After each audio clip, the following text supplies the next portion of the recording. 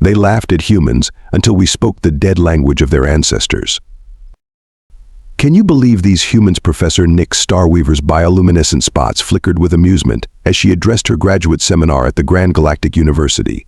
Her tentacles gracefully manipulated the holographic display, showing various human archaeological sites. They still dig in the dirt with primitive tools, looking for pieces of their own past like blind worms searching for sustenance. The amphitheater erupted in chirps and clicks of laughter. 200 of the galaxy's brightest minds, representing 30 different species, united in their shared sense of superiority. The prestigious Archaeological Institute of the Aligned Worlds had always been the pinnacle of scientific achievement, and today's lecture on primitive archaeological methodologies was particularly entertaining. Watch this recording from their latest expedition. Nyx's voice carried notes of barely contained mirth as she projected footage of human archaeologists carefully brushing away dirt with small tools.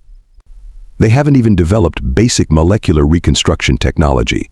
They cannot simply scan an artifact to recreate its original form.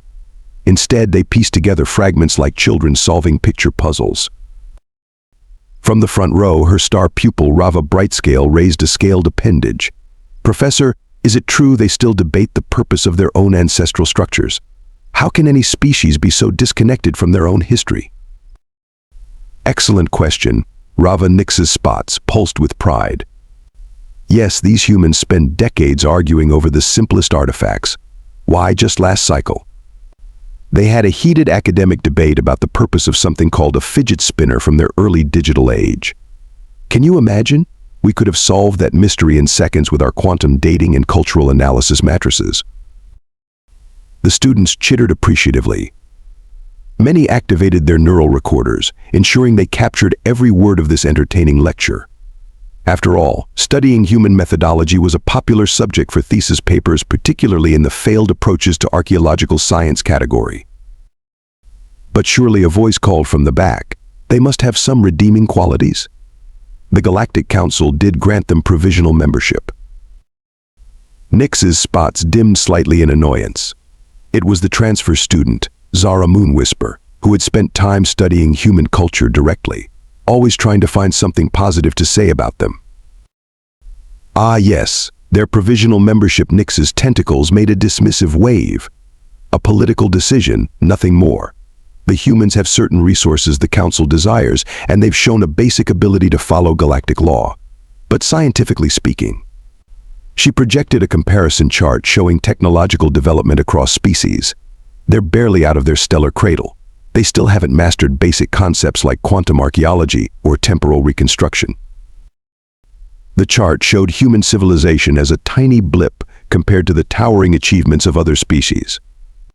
Their space exploration program was practically prehistoric, their energy technology laughably inefficient, and their understanding of the universe was still bound by outdated concepts like linear time.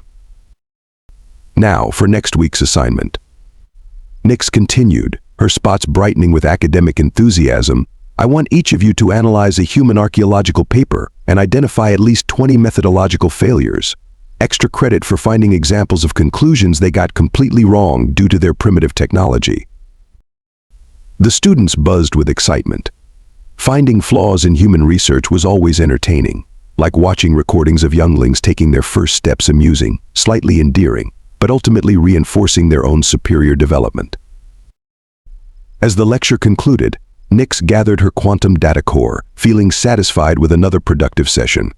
These future archaeologists would carry forward the proud traditions of their field, using advanced technology to unlock the secrets of the past with precision and certainty. No fumbling in the dirt like humans, no wild speculation based on incomplete data. Little did she know, those primitive human methods were about to shake the very foundations of everything she thought she knew about archaeology, history, and her own species' place in the galaxy. The excavation site on Proxima VII was supposed to be routine. Another ancient civilization, another set of ruins to scan, analyze, and catalog with perfect precision. Professor Nyx Starweaver had done this countless times before. Her team of graduate students stood ready with their quantum analyzers and molecular reconstruction devices, eager to add another footnote to the vast database of galactic history. Standard protocol, everyone, Nyx announced, her spots glowing with professional confidence. Set your quantum scanners to maximum resolution. I want every atomic particle mapped and every temporal echo recorded. That's when everything went wrong. The scanners sparked and died. The molecular reconstructors displayed nothing but static. Even their basic communication devices started emitting strange harmonics that made everyone's translation implants malfunction. "This is impossible." Rava Brightscale checked and rechecked their equipment. "Professor, nothing's working. The ruins seem to be generating some kind of interference field." Nyx's tentacles twisted in frustration. "Run a diagnostic. There must be a logical explanation. These are just ruins, after all. Dead stone and metal from a long-forgotten species." Actually, a new voice cut through their confusion. "They're not dead at all." Everyone turned to see a human standing at the edge of the excavation site. She wore what looked like primitive protective gear, a simple environment suit with actual physical tools hanging from a belt. How quaint. Sarah Bennett, xenoarchaeologist from Earth the Human, introduced herself, walking forward with an irritating air of confidence. "The Galactic Council sent me after your last 3 teams failed to make any progress." Hailed to Nyx's bioluminescence flared with indignation. "We haven't failed. We're experiencing temporary technical difficulties. And what could a human possibly contribute to this situation?" Sarah pulled out something that looked like an ancient writing implement and paper. Actual paper. Several of the graduate students tried to suppress their amused chirping.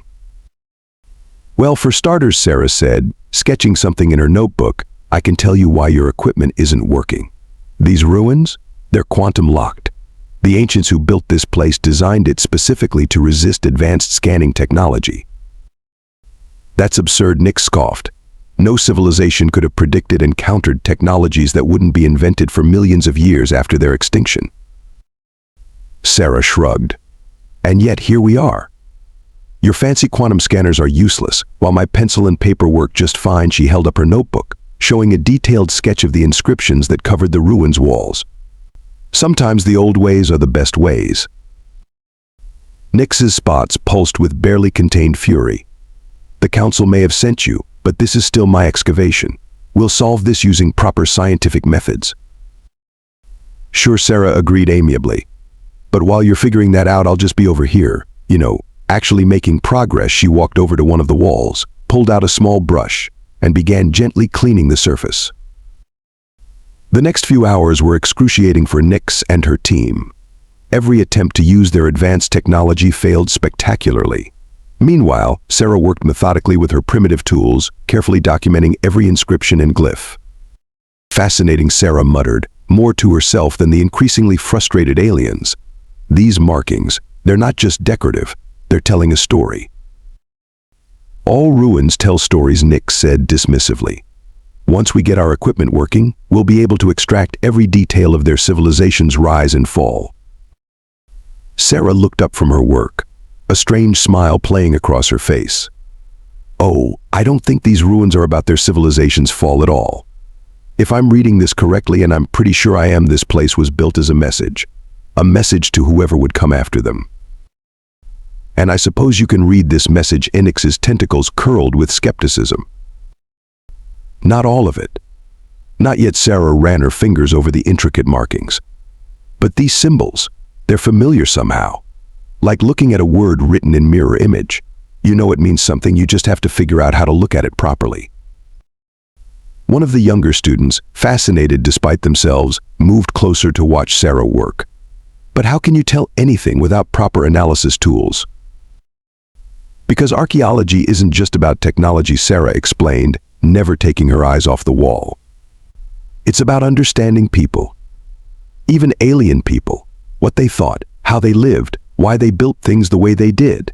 Sometimes the best way to understand someone is to look at their work through their eyes, not through a scanner." Nyx was about to deliver a scathing reply about the superiority of scientific methodology when Sarah suddenly straightened up, excitement visible even through her environment suit. "Well, would you look at that?" she breathed, pointing to a section of text she'd just uncovered. "Professor Starweaver, you might want to see this." Despite herself, Nyx moved closer. The markings Sarah indicated seemed to pulse with a faint inner light, responding to their presence in a way that should have been impossible for mere carved stone. "What is it?" Nyx asked, professional curiosity temporarily overriding her disdain. Sarah's voice held a note of wonder, and was that amusement? "Unless I'm very much mistaken, Professor, this is a warning.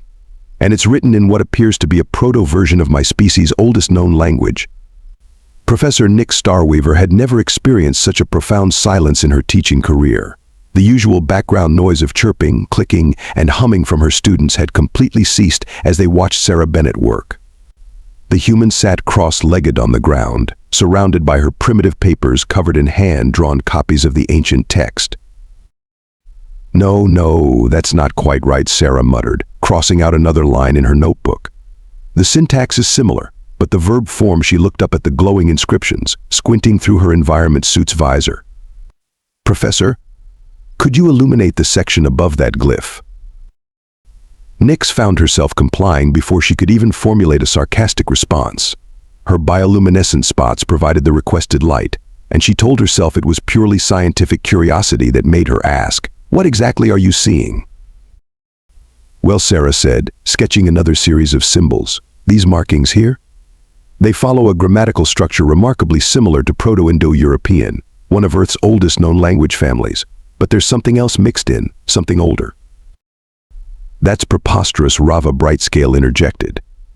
"You're suggesting these aliens, who existed millions of years before your species even evolved, wrote in a language similar to yours. The statistical probability of such a coincidence." "Who said anything about coincidence?" Sarah's eyes never left the wall as her pencil flew across the paper. "Hang on. Yes, Professor, look at this sequence. Tell me what you see." Nyx moved closer, her tentacles unconsciously mirroring the pattern of symbols.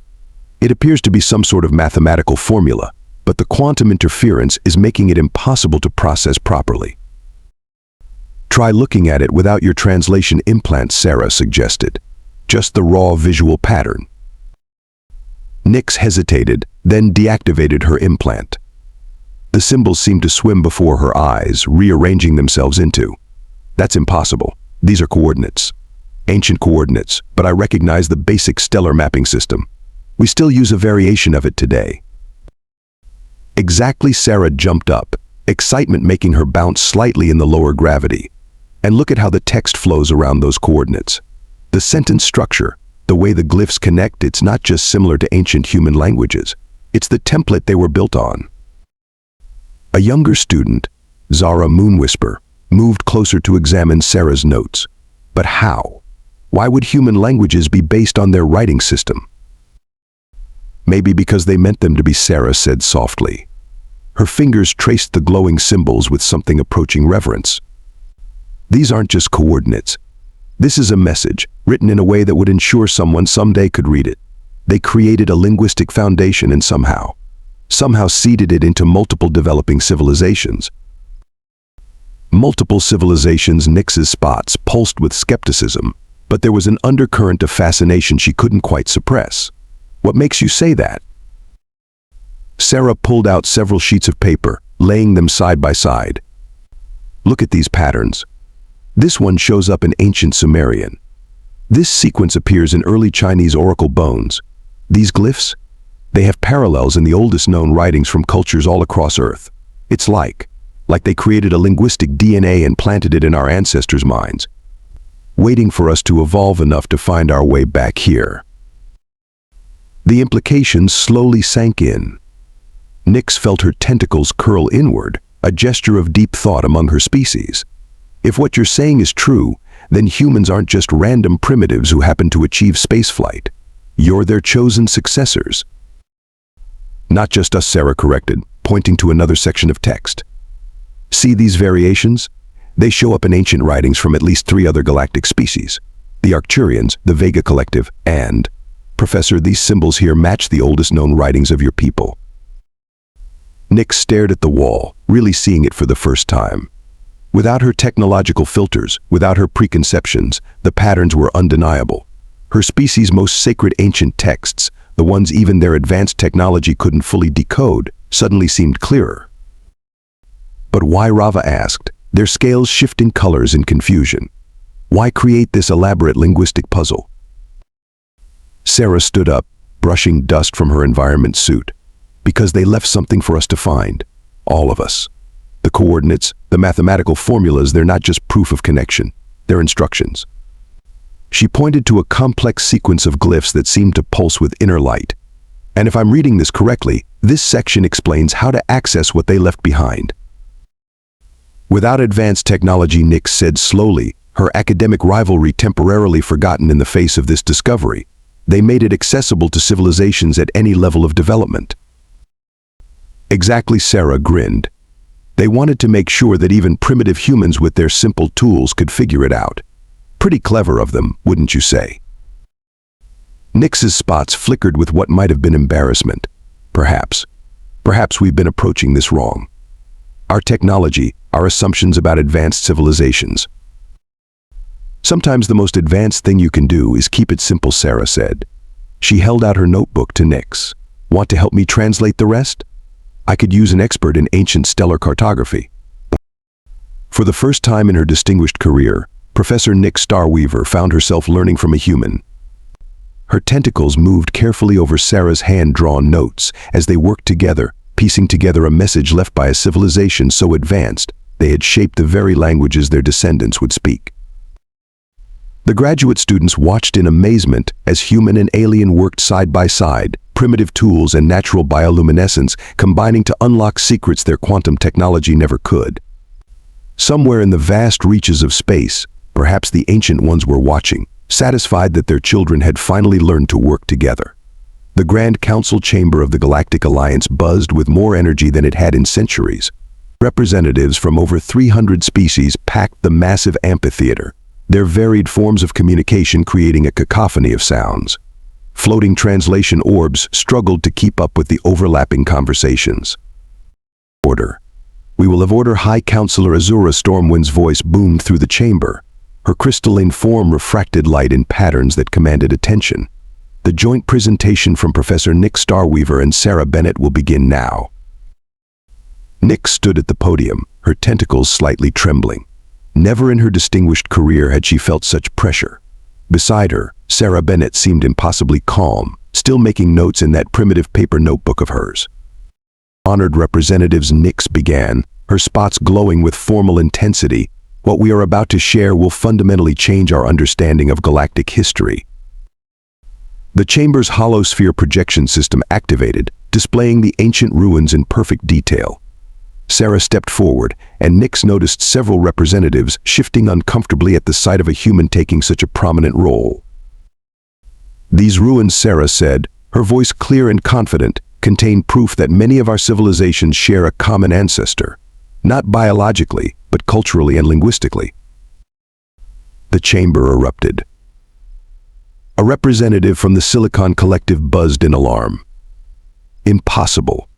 Our records show our language evolved naturally from our binary origins. As did ours from our quantum harmonic basis, shouted another. Sarah held up her notebook. Actually, your earliest binary patterns in quantum harmonics show remarkable similarities to these ancient texts, patterns that couldn't occur by chance. The holographic display shifted, showing side-by-side comparisons of ancient writings from dozens of worlds. Even the most skeptical representatives fell silent as the connections became clear. But this means the Arcturus ambassador's feathers rippled in distress. This means humans have been reading our ancestors' words all along. Not just reading them, Nyx said, her earlier prejudices forgotten in the excitement of discovery. They preserved them. Those primitive Earth languages we mocked?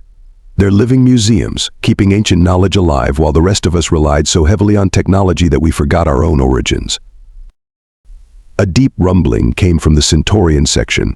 Why should we trust these findings? Humans are barely out of their gravity wells. Their provisional membership was merely a courtesy. Oh really? Sarah pulled out a small laser pointer, practically an antique by galactic standards. See these markings here? They're instructions. Instructions that none of our advanced technology can read, but anyone with a basic understanding of Proto-Indo-European or similar root languages can decipher. She speaks truth, came a new voice. The ancient librarian of the Vega archive floated forward, their gaseous form shimmering with agitation. We have found similar patterns in our oldest records. Patterns our quantum computers dismissed as corruption or background noise. High Counselor Azura raised all four of her arms for silence. What exactly are these instructions for? Nyx and Sarah exchanged glances. This was the moment they'd prepared for. Their coordinates, Nyx explained, leading to something the ancients called the Great Archive. But more than that, Sarah added, they're a test. The ruins are protected by quantum locks that shut down advanced technology. The only way to access the archive is to understand the original languages, to think like they did. The implications hit the chamber like a gravitational wave. Species that had looked down on humans for generations suddenly realized their technological superiority meant nothing here. The primitive. Humans, with their outdated methods and reliance on ancient languages, held the key to humanity's greatest mystery. This changes everything, muttered the trade minister of the Proxima Consortium. The human status in the alliance must be upgraded immediately, declared the Sirius representative. Their linguistic heritage makes them invaluable. Sarah cleared her throat. Actually, we're not interested in special status. What we propose is a joint expedition. Multiple species, working together, combining human linguistic knowledge with advanced alien technology. The chamber buzzed with discussion. Nyx watched as centuries of prejudice began to crack. Representatives who had never deigned to speak directly to humans were now approaching Sarah with questions. But surely, called out the Rigel ambassador, you want something in return? Power? Resources? Technology? Sarah laughed, the sound echoing through the chamber. What we want is to solve the mystery. To find out what the ancients left for all of us to find. Together. Together, Nyx found herself repeating, her spots glowing with newfound respect. The way they intended. The political landscape shifted before their eyes. Trade agreements were hastily rewritten. Research grants redirected. Species that had hoarded their archaeological findings for generations suddenly offered to share them with human experts. Look at them scramble, Sarah whispered to Nyx during a brief recess. Yesterday they wouldn't let humans into their museums. Today they're offering us unlimited access to their most sacred sites. Can you blame them? Nyx's spots flickered with amusement. You humans hold the key to unlocking secrets we've been trying to understand for millennia. Though I notice you're not mentioning that some of these sites might also be quantum locked. Let them figure that out for themselves, Sarah winked. Sometimes the best lessons are learned through experience. As the session resumed, Nyx watched the humans in the chamber with new eyes. Their simple tools, their reliance on physical writing, their tendency to solve problems by hand, all these things she had once dismissed as primitive now seemed wise.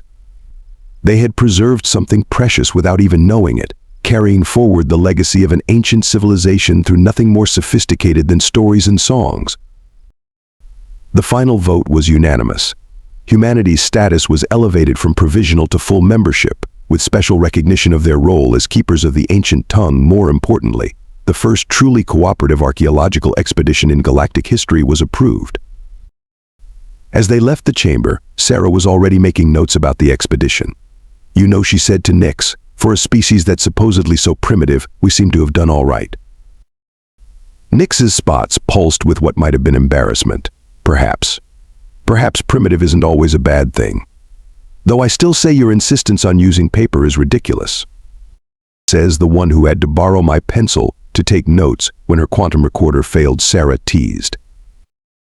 Around them, the political machinery of the galaxy whirred into action, alliances shifting, treaties being rewritten, all because humans had done something no other species had managed. They had kept things simple enough to understand the most complex message in galactic history. The Great Archive turned out to be nothing like anyone expected. No towering spires of advanced technology, no massive data cores humming with ancient wisdom.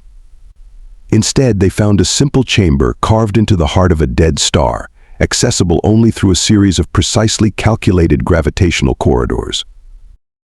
This is it, Admiral Quantum Storm of the Galactic Fleet stared at the underwhelming sight before them. This is what we reassigned half the fleet to protect. Sarah Bennett walked the perimeter of the chamber, running her hand along the smooth walls covered in familiar glyphs. Sometimes the most powerful things come in the simplest packages, Admiral. The joint expedition team had finally reached their destination after 3 months of careful navigation. The chamber was barely larger than a standard cargo bay, its walls covered in the same script they'd found in the ruins.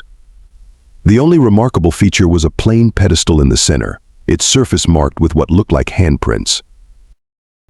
Our scanners detect no energy signatures, reported Chief Science Officer Lumina Blackstar, her ethereal form shifting with frustration. No technology, no power source, nothing. That's because they didn't want it to be found with technology, Nyx explained, her spots glowing with understanding. Sarah, show them. Sarah pulled out her notebook, now somewhat of a legend among the expedition members, and began reading from her translations. The power lies not in the stars, but in the words that name them. Speak truth to silence, and silence shall answer. Riddles, Admiral Storm's cybernetic eye whirred with annoyance. We came across half the galaxy for riddles. Before anyone could respond, every emergency alarm in the fleet began blaring simultaneously. Holographic displays sprang to life, showing a massive stellar phenomenon forming less than a light year away. Impossible, Lumina's form flickered in panic. A quantum filament is forming. It's going to tear through the nearby systems. 7 populated worlds in its path, Admiral Storm barked. We need to begin evacuations immediately. There won't be time, Nyx said, her tentacles waving in agitation as she studied the data. The filament is forming too quickly. Even at maximum warp, we couldn't evacuate 1/10 of the population. Sarah stopped reading and looked up at the pedestal. We don't need to evacuate. That's why we're here. That's what this is for. A quantum filament will tear apart anything in its path, Lumina protested. No known technology can stop it. Known technology, Sarah corrected, stepping toward the pedestal. But what about unknown technology? Nyx moved to join her. The handprints. They're not decorative, are they? No, Sarah pointed to the text around the pedestal. This talks about joining hands to hold back the tide of stars. I thought it was metaphorical, but... You cannot be serious, Admiral Storm interrupted. You're suggesting we stop a quantum filament by putting our hands on a stone and speaking an ancient language. Sarah was already positioning herself at the pedestal. Professor Starweaver, I need your help. Your species has 6 appendages. See how these markings mirror your natural grip pattern. Nyx studied the pedestal and realized Sarah was right. One set of handprints perfectly matched her tentacles' natural arrangement. But there are more prints. We need others. Quickly, Sarah called out. We need representatives from each of the primary founding species, the ones mentioned in the original texts. The chamber erupted in chaos as various crew members rushed forward or backed away. In the end, 6 beings stood around the pedestal, Sarah representing humanity, Nyx with her tentacles spread wide, Lumina's ethereal form hovering over her designated spot, Admiral Storm's cybernetic hands finding their place, and 2 others. Now what Admiral Storm demanded as the quantum filament grew larger on their screens. Now, Sarah said, placing her hands on the pedestal, we speak together. The oldest words, the first prayer, the one that appears in all our ancient texts. Everyone ready? The others nodded, and Sarah began to recite. The words were strange yet familiar, echoing with power that seemed to come from somewhere beyond normal space. One by one, the others joined in, each in their own version of the ancient tongue. The chamber began to hum. Lines of light spread from their points of contact, racing along the walls in patterns that matched the flowing script. Sarah's voice grew stronger as she continued the recitation, and the others followed her lead. Suddenly, the pedestal grew warm beneath their hands.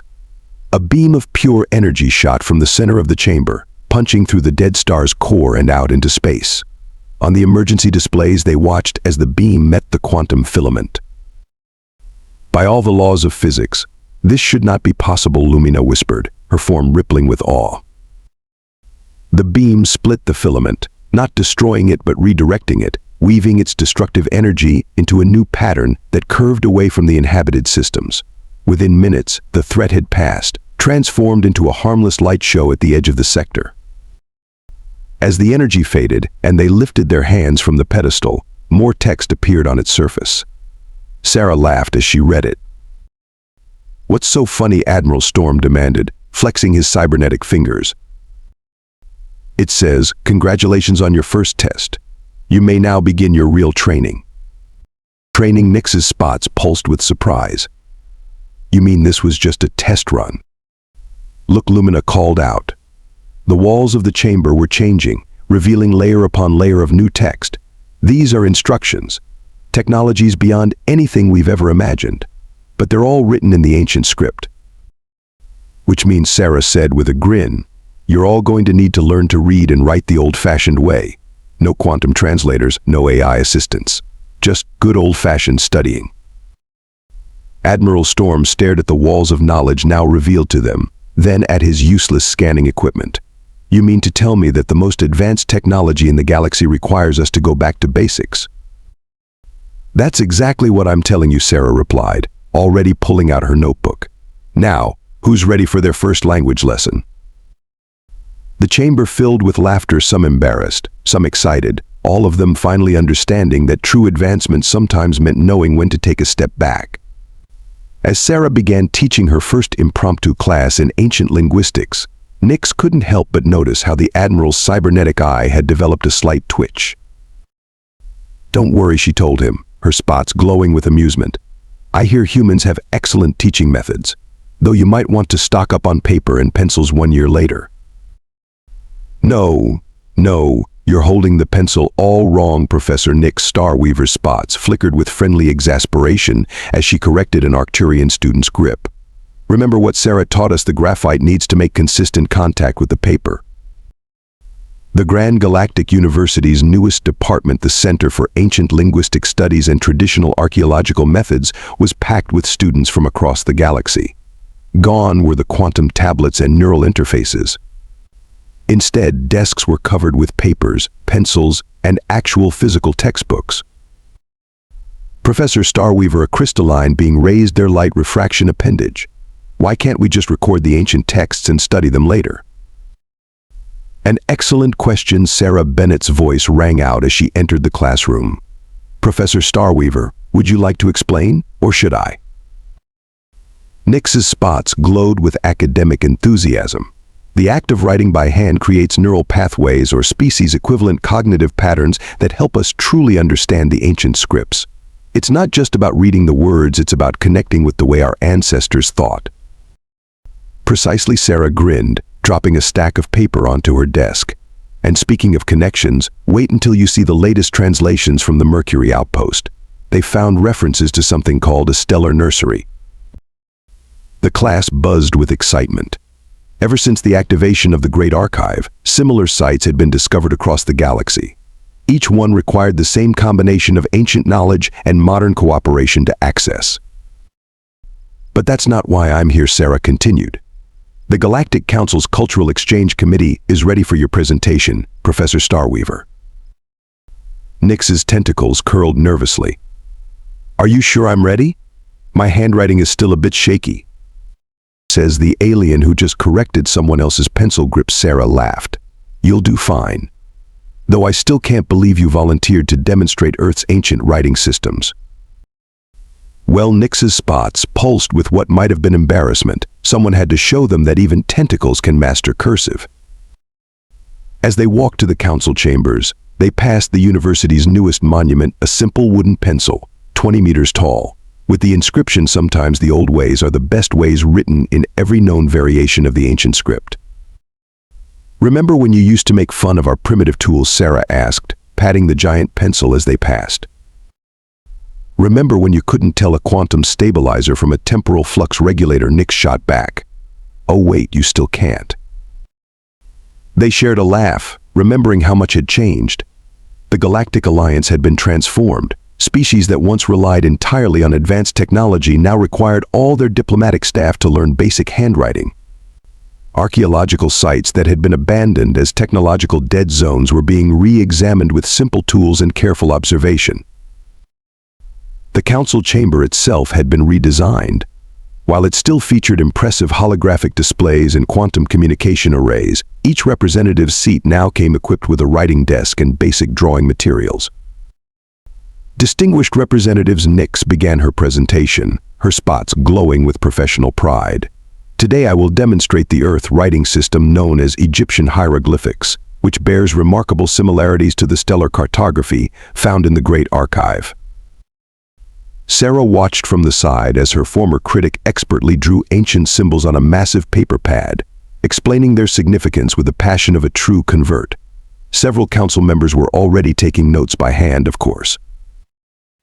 Next week, Nyx announced, we'll be holding a special seminar on something humans call doodling. Early research suggests it may help activate the pattern recognition centers needed for advanced archive interfaces. A quantum AI representative raised their probability field, but surely some tasks are still better suited to advanced technology. Of course, Sarah stepped in. We're not suggesting abandoning modern technology. We're learning to balance both approaches. For instance, our latest archive expedition combines traditional navigation methods with quantum drives.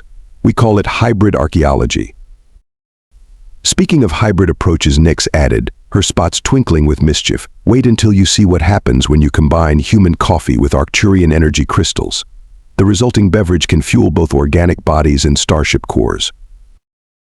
The chamber erupted in laughter, even the normally stoic Silicon Collective representatives vibrating with amusement. After the presentation, Sarah and Nyx headed to their favorite spot, a newly opened cafe that specialized in serving both traditional Earth beverages and various alien energy solutions. I got your latest paper published, Sarah mentioned, sipping her coffee. The Journal of Traditional Methods was quite impressed with your analysis of prehistoric Earth emoji and their connection to universal communication patterns. And I got your quantum physics thesis approved, Nyx replied, her tentacles wrapped around a mug of glowing liquid. Though I still think your hand-drawn diagrams of 11-dimensional space were a bit abstract. Hey, they got the point across. Besides, your first attempt at writing the English alphabet looked like a seismograph during a quantum quake. They both chuckled, remembering their early days of cultural exchange. On the cafe's walls, screens displayed news from across the galaxy, new archive sites being discovered, ancient technologies being activated, and species working together in ways they never had before. Oh, by the way, Sarah pulled out her trusty notebook, now worn and coffee-stained. Remember how you used to call this primitive? Please don't remind me. Well, guess what the Council's officially requiring for all future diplomatic missions? Nyx's spots dimmed with resignation. No. Yes, Sarah grinned triumphantly. Standard issue paper notebooks. They're calling them emergency backup communication devices. Fine, you were right all along. Is that what you want to hear? Actually, Sarah said, pulling out a small package, I got you a graduation present. Nyx unwrapped it to find a beautiful leather-bound notebook, its cover embossed with both English letters and the glyphs from the Great Archive. Inside, the inscription read, to my favorite convert to primitive methods. May your spots never run out of ink. It's perfect, Nyx said, her spots glowing warmly. Though I suppose this means I have to get you something equally meaningful. How about a quantum computer that can only be operated by writing code with a quill pen? As they laughed together, a group of students passed by, each carrying their own notebooks, some with tentacles, some with probabilities, some with light refractions, but all united in their pursuit of ancient wisdom through modern cooperation. You know what the funny thing is, Sarah mused, watching them go. Our ancestors might have been the most advanced civilization ever, and they chose to leave their legacy in the simplest way possible. Perhaps, Nyx replied, carefully writing her first note in the new notebook. That's what made them so advanced in the first place. Above them, the stars twinkled with ancient light, their patterns holding more secrets waiting to be uncovered, one pencil stroke at a time.